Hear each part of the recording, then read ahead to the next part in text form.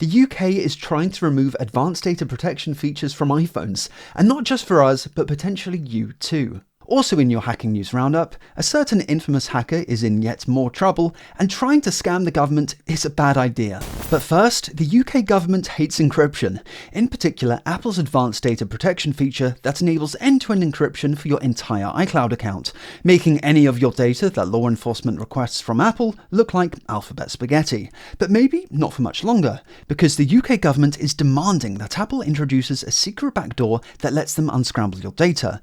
This is being done under the Investigatory Powers Act, which allows the UK government to issue technical capability notices, forcing companies to implement spyware features if they think it's necessary for national security. The Investigatory Powers Act applies to any company which sells its products or services in the United Kingdom, even if they're based in California. But here's the crazy bit. The backdoor that the UK wants would apply to everyone worldwide. Regardless of whether you're a British citizen or not, it would allow the UK government to request your data, and you wouldn't even know about it, because this set of laws requires that companies keep users in the dark when their data is handed over, unlike law enforcement requests in other countries where you get a nice little heads up. The Investigatory Powers Act, otherwise known as the Snoopers Charter, was introduced in 2016, and as the name implies, it's a way of eroding privacy and making it easier for the government to do spying. The whole set of laws is 405 pages long, and doesn't just make provisions for intelligence agencies to access user data, but dozens of seemingly random government departments, like the UK's Department of Health and Social Care, the Department of Transport, the Food Standards Agency. I lost count after the 50th government department, all of which have powers to request various kinds of user data and metadata from tech companies. But one of the worst aspects of the Snoopers Charter is that when a technical capability notice is served, the company, in this case Apple, is legally prevented from even talking about it.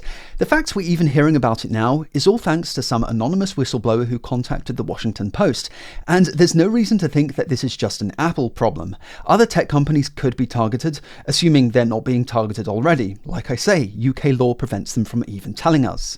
Realistically, what happens now? Apple can appeal this, but that appeal will be heard in private by some secret committee. Assuming that Apple loses that appeal, that doesn't necessarily mean that they'll do what they're told. When it comes to implementing backdoors, the fruity giant has given law enforcement the finger before, and there's no reason to think they'll start complying now. If it came to it, Apple would likely leave the UK market entirely. However, the UK government won't let it get that far. I mean, if you thought that this lot couldn't get any more unpopular, denying the masses the ability to use their iPhones would definitely do the job. So it's more likely there'll be some kind of negotiation, which might involve a backdoor being introduced for UK users only. Because whilst Apple does say that privacy is a fundamental human right, they've shown before that by fundamental, they really mean negotiable. What isn't negotiable though is how amazing today's sponsor is, Delete Me. The guys who help you take back control of your data from the notoriously shady industry that is data brokers. Data brokers are companies that scrape your data from a whole array of sources before packaging it up and selling it on to law enforcement, insurance companies, sometimes even scammers, and often you only end up finding out who has your data when they suffer a data breach and it's leaked online for the world to see.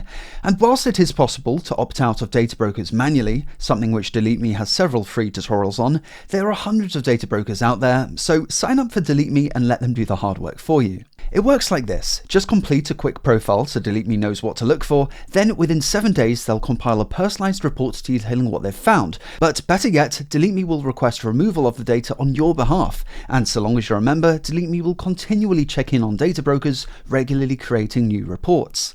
Delete Me is giving you guys 20% off their eligible plans with my link down in the description. Delete Me is also international, serving multiple countries. Just make sure to click the correct link in the description to take back control of your data today.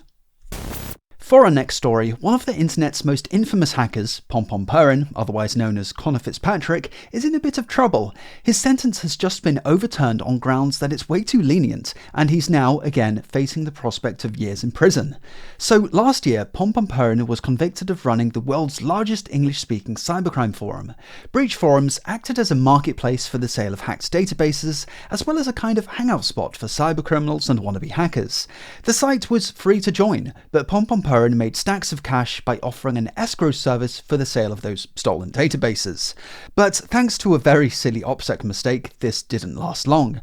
The guy revealed his personal email address in a private message, which the feds later gained access to, leading them right to him.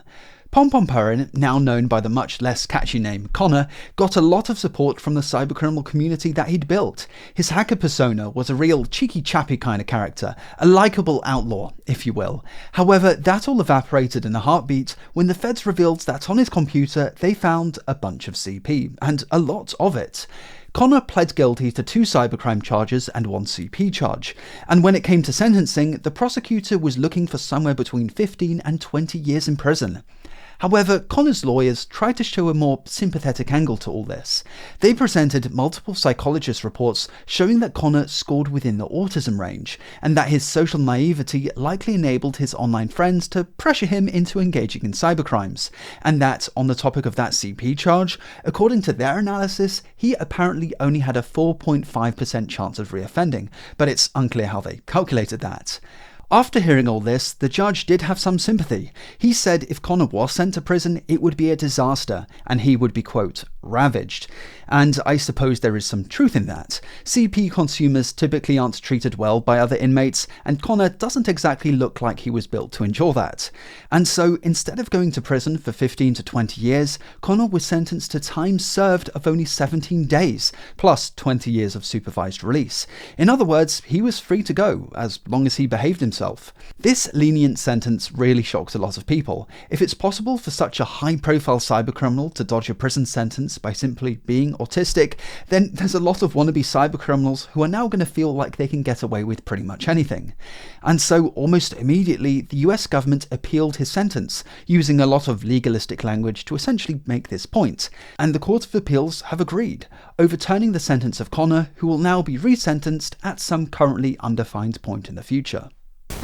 Next up, trying to scam government employees by pretending to be the government is never going to end well, especially if you do it badly. The FCC has just fined a cloud-based VoIP company $4.5 million for allegedly enabling one such scam. It all began when a dozen employees of the FCC, that's the US government agency responsible for regulating phone networks, themselves received phone calls from AI bots pretending to be calling from the FCC's own fraud prevention team. Thing is, the FCC has no such team.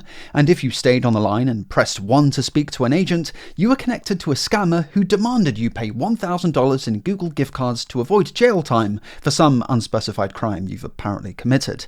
It all sounds very silly, but it's not clear whether the scammers intentionally targeted FCC employees out of sheer stupidity or just mere coincidence, but we do know that the scammers made their calls using Telnyx, a cloud-based VoIP provider that makes AI voice robocalling easy. They're a legitimate company and have tutorials for how you can easily build an entire call center with basic Python.